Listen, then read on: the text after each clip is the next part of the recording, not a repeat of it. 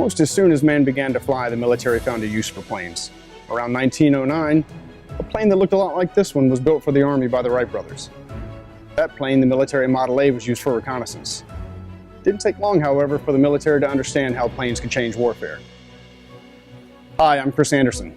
Today we're at the Military Aviation Museum in Virginia Beach. We have a lot of great stories ahead, so stay with us for this look at hometown heroes.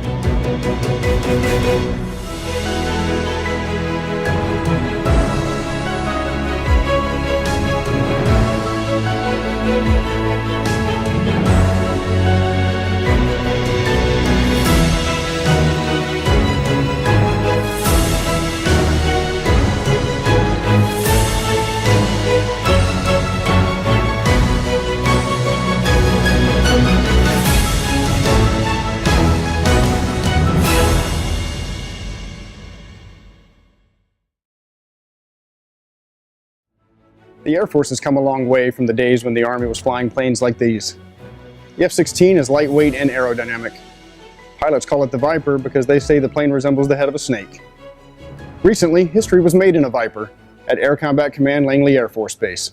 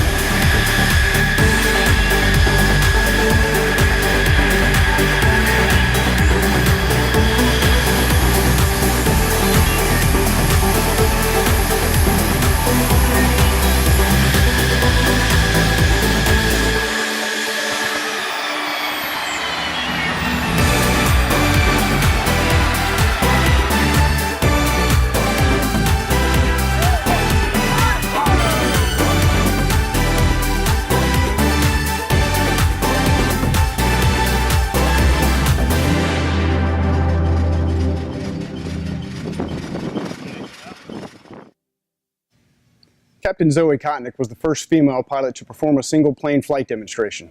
Congratulations, Captain Connick. The Military Aviation Museum celebrates the accomplishments of pilots and the engineers who built and maintained planes.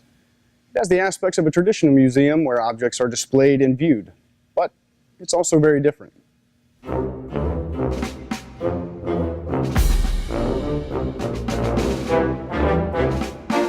The museum actually started as a place for the owner to keep his airplanes. But so many aviation enthusiasts heard about it and they came out here that he decided to turn it into a museum. My main job out here is to take people around on tours and to answer questions about the various airplanes that you see in here. The museum covers the first 50 years of flight from 1903 to 1953. And everything in between, including the First World War and parts of the Korean War, and has the first airplanes that the Wright brothers promoted to the U.S. military and overseas as well. We all have stories of pilots We have stories of men and women who flew these planes, and some of them under very heroic circumstances. And it's kind of nice to impart that on the public. Not only do we talk about the airplanes, but we talk about the sacrifices that these young men and women went through during the war to ensure that we were able to win those wars and maintain our country and our way of life. Yeah, I'm a fighter pilot. That's my background. I flew Phantoms and Tomcats, and these airplanes are just predecessors for the airplanes that I flew. Once you step into that cockpit, the power, the feeling that you have is indescribable. Well, I actually had a background. I've been studying most of these airplanes since I was old enough to read, so I knew a little bit about them, not as much as I know now after 10 years of studying. Most of the museums that you see around the country, you see wonderful reproductions, you see wonderful authentic planes that have been refurbished, but they don't fly, they just sit in a hangar. Most of these planes fly, and it's a joy to hear that engine sound, it's a joy to see them get airborne, and it's a joy that the people in this area get to see that.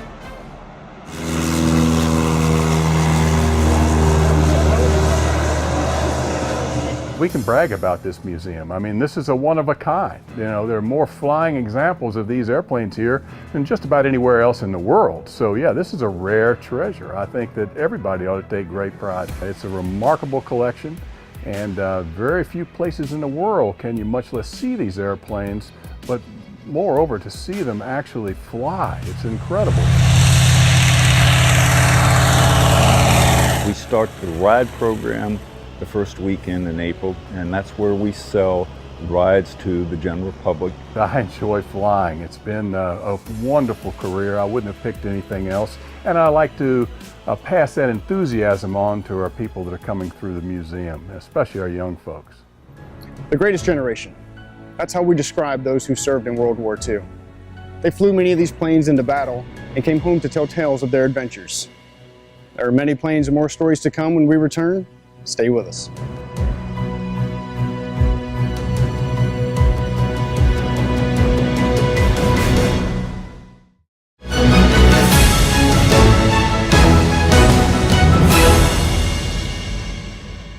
When pilots flew these planes, they didn't have much time to think about a career outside of the military. They enlisted or were drafted to serve, and many of them had a college education, but times are changing. Do you have to go to college to have a great career? That's a question a lot of people are asking today. And at the Norfolk Technical Center, students are preparing for college, careers, and life.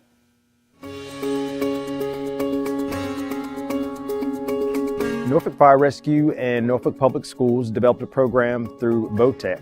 VOTEC specified they wanted to have some inclusive training to give young people an opportunity to learn and get some training with some hands-on materials for firefighting.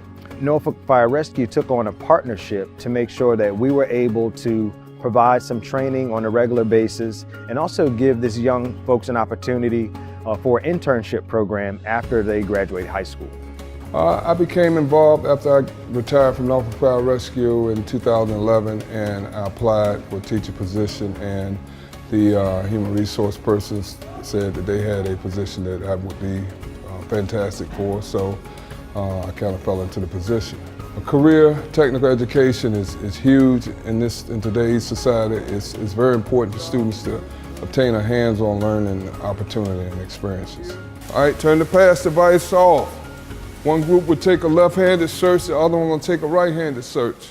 They're gonna black out mask, simulating that the building is on fire, and then they're gonna find it. They're gonna go in two teams.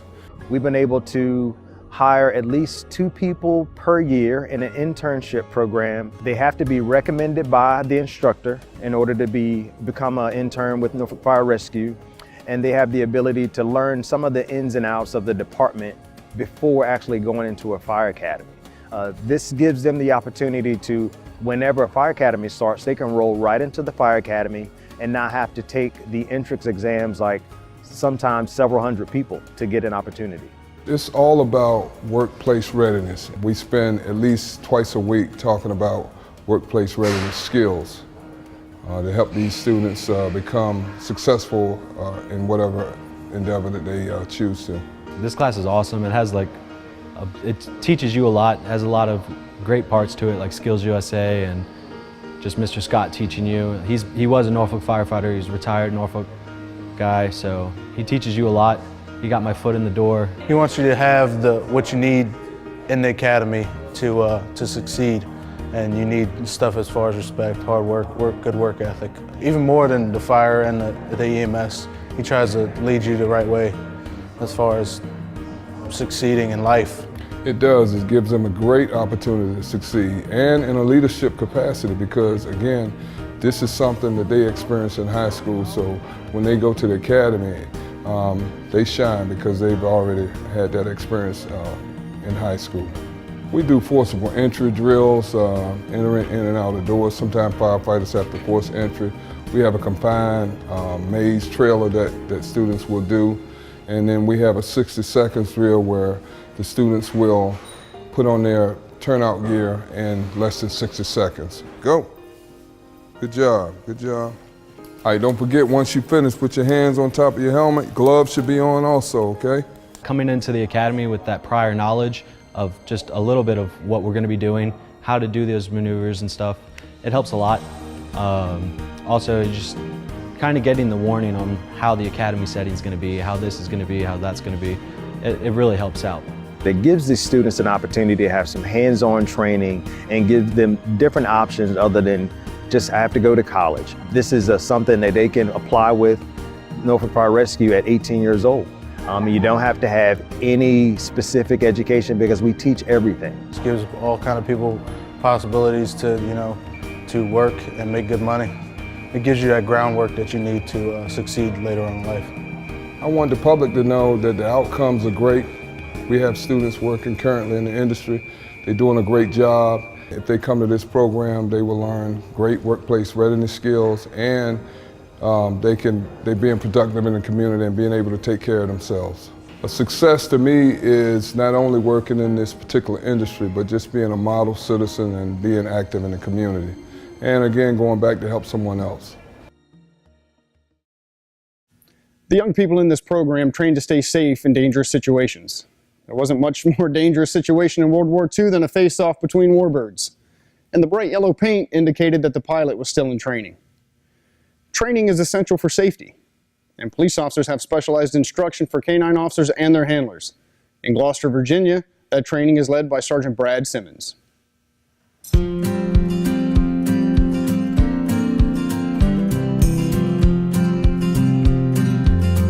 I'm Brad Simmons. I'm with the Gloucester County Sheriff's Office, and I'm a sergeant.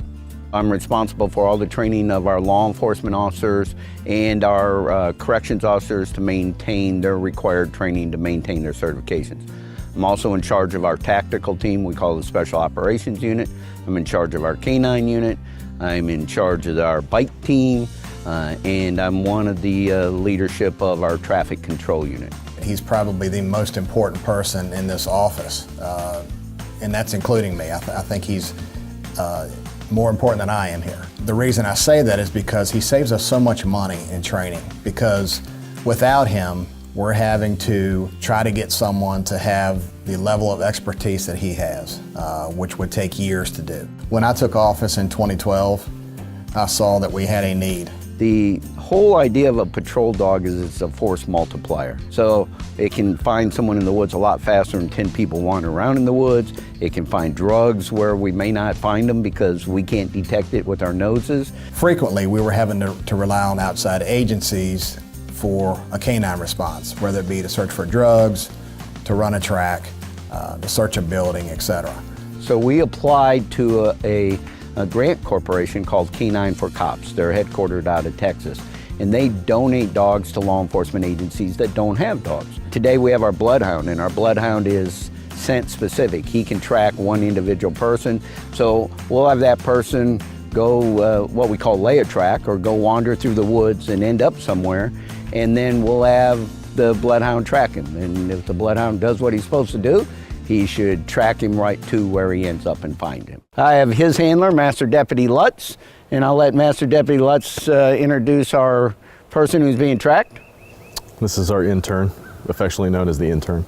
We're going to simulate that we have a lost person that maybe has some type of disability, that it's time critical that we find them. And when we do tracking exercises, we try to have the dog track against a multitude of surfaces. So we'll start in the woods, go across the pavement or concrete, go into grass, and we'll finish it up where they're on concrete, sitting on the steps and waiting to be found.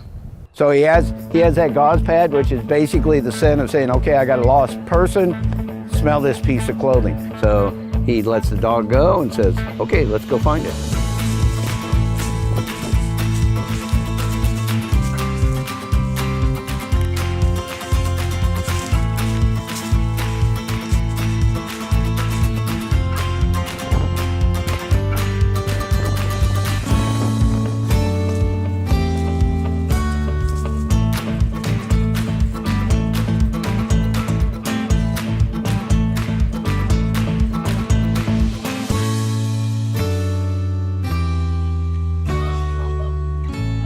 Yep, that's her, and then he gets all loved up. I enjoy working with the public. It is a matter of service, but I enjoy the protection aspect. And the bottom line is the more knowledge we give our officers, the safer we make everybody.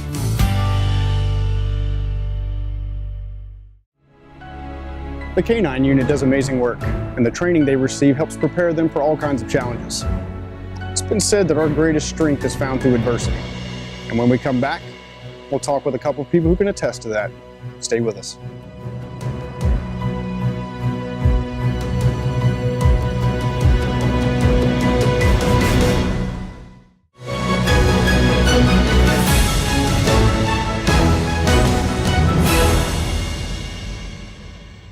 The Wildcat was an aircraft carrier-based fighter that started military service in 1940.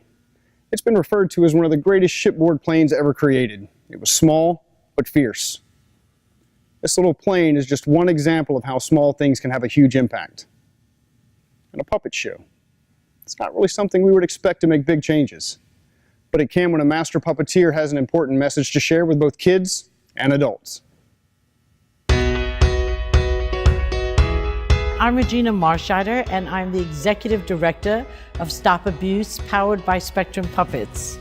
Stop Abuse is an Emmy Award-winning musical marionette program that we take into elementary schools and youth centers, teaching young children how to recognize, prevent, and disclose sexual abuse. The show, Simon Says Just Tell, is about two children who find themselves in difficult situations. Lori is being abused by her mommy's boyfriend, and mom's telling the kids that she's about to marry Martin. So not so good for Lori. Dougie is excited because Martin gives him presents and money and takes him places. So the show is really all about how Lori can tell her mom what's happening. Oh, Lori, I'm so sorry. Why didn't you tell me? I tried to, Mom, but you didn't listen. The children really liked it. They sang along with the song, the lyrics to the song, and I think that the subject matter of Just Tell is something that even I've presented in my lessons. It's the same thing, and about all the adults that you have around you that you can tell. We had the entire first and second grade here today. I didn't see one student that was not paying attention. That says a lot, that they were all very attentive to the lesson. Simon is the main character in our show, and he gives children the voice, the tools, and the courage to tell what's happening to them. So for 30 years, I've been giving children a voice, but I didn't have the courage to tell what happened to me. So 50 years after my circumstances, I was being interviewed by Fox News out of New York, and they got me to say on national television that I was a victim. I think if a program like mine had been around when I was small, that I would have known what to look for, I would have known what the signs were, I would have known that I could tell, and if somebody didn't believe me, that I could keep on telling. So I think the younger you are that you learn those lessons, the less likely you are going to be abused. Now try this. This is my body. This is my body. No, this is my body. This is my body. That is your body. That is your body. Leave my body alone. Leave my body alone. I think that message is very important because that's the reality that children experience. To get this message across was very good. As a direct result of our program, and this is according to law enforcement and child protective services, we were directly responsible for helping put over 200 child molesters in prison. Yay. Yay, Simon. Simon says Just Tell is an amazing project. Regina overcame abuse, found her strength, and makes a difference for children. Staff Sergeant Justin Dansby also found a way to transform the adversity from his youth into strength. He teaches Master Resiliency Training for the U.S. Army. A certain thing about me that brought my commander's attention, that actually brought me to this interview, is my resilience and how I bounce back through adversity, like in my own life. In my younger years, my father took my mom from me.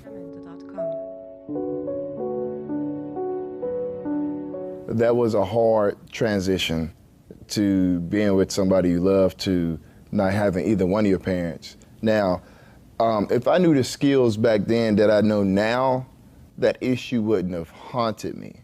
Because I've always been taught to be mentally tough, since a little boy. But there were certain issues that lingered due to uncertainty, So in life, we all have a negativity bias. We kind of pay attention to the bad more than the good. And then we start to falling into thinking traps and wondering, was it me? One thing at MRT that we teach about optimism is that you can't stress over things that you cannot change. Who wants to share? All right. When it comes to soldiers staying motivated and optimistic every day, they have to find something inside of them that motivates them, that drives them.